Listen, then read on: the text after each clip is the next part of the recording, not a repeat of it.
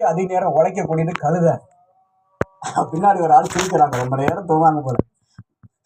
ஏதாவது பலகீனம் வருகிற பொழுது, வியாதி வருகிற பொழுது சில நேரம் ரெஸ்ட் எடுக்க தப்பு இல்லை. ஏன்னா அப்போ ரெஸ்ட் எடுத்தா தான் நம்ம அடுத்த வேலை செய்ய முடியும். இப்போ என்னெல்லாம் பார்த்துட்டீங்கன்னா சில நேரம் நான் படுத்துருவேன், நான் ஓப்பனாக சொல்லிடுவேன், முடியலப்பா என்ன கிடைக்கும்.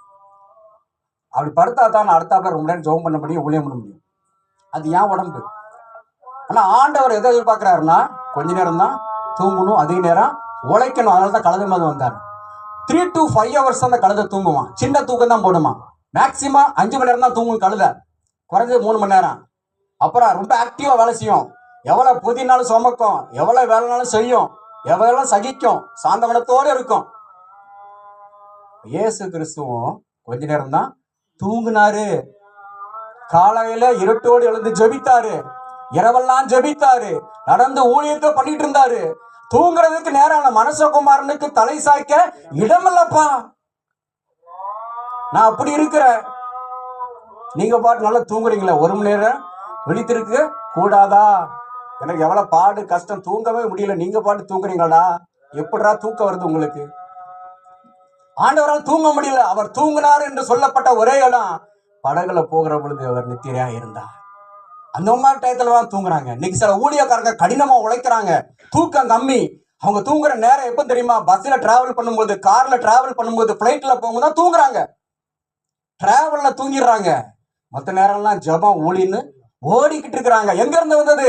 ஆண்டவராக இயேசு கிறிஸ்துவிடத்துல வந்த சுபாவம், அந்த கழுதையிடத்துல வந்த சுபாவம். குறைஞ்ச நேரம் தான் தூங்கும், அதிக நேரம் உழைக்கும். என் ஆண்டவராக இயேசு தூக்கத்தை துறந்தார். அதே போல அப்போஸ்தலனாகிய பவுல் அநேக முறை கண் விழிப்புகளில் இருந்தான் என்று எழுதுகிறான். அப்போ கழுதையின் சுபாவம் கொஞ்ச நேரம் தான் அது தூங்கும், கொஞ்ச நேரம் தான் அது தூங்கும். அடுத்து பாருங்க, முடிக்க போற புத்திசாலித்தனமானது. ரொம்ப ரொம்ப புத்திசாலித்தனமா செய்யறது. அது காதை பாருங்க, டக்குன்னு தூக்கும், நல்லா அப்சர்வ் பண்ணும், நல்லா கவனிக்கும், நல்ல புத்திசாலித்தனமா அது சூழலுக்கு ஏற்றபடி அது செயல்படும். எஜமானுடைய சித்தத்தை அறிந்து சூழலுக்கு ஏற்றபடி புத்திசாலித்தனமா அது செயல்படும். ஆண்டவராய் இயேசு ரொம்ப புத்தியுள்ளவராய் இருந்தார். அவர்கிட்ட எவனும் கேள்வி கேட்க துணியல. கேள்வி கேட்டோம்லாம் துண்டா காணும் துணியா காணும் ஓடனா. அவ்வளவு புத்தியுள்ளவராய் இயேசு இருந்தார், ஞானம் உள்ளவராய் இருந்தார். அவர் கேட்ட கேள்விக்கு எவனாலும் பதில் சொல்லவே முடியாது.